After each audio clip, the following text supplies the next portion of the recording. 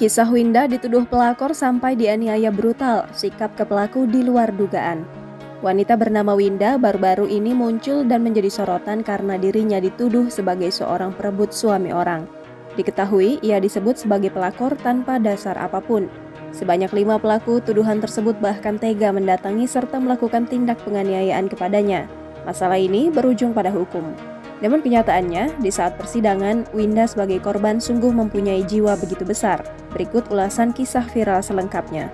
Di suatu hari, ia didatangi oleh sebanyak 5 pelaku yang menuduh dirinya merebut suami orang. Bukan hanya itu, Winda juga mendapat perlakuan tak menyenangkan dari para pelaku.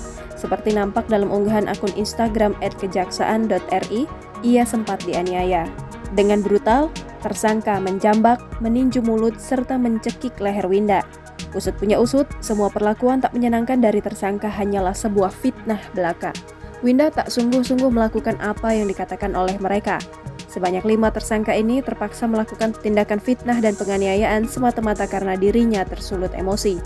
Kasus ini akhirnya berlanjut ke meja hukum.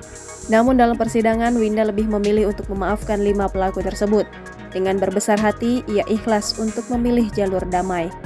Semua berakhir dengan damai dan jaksa menghentikan penuntutan perkara.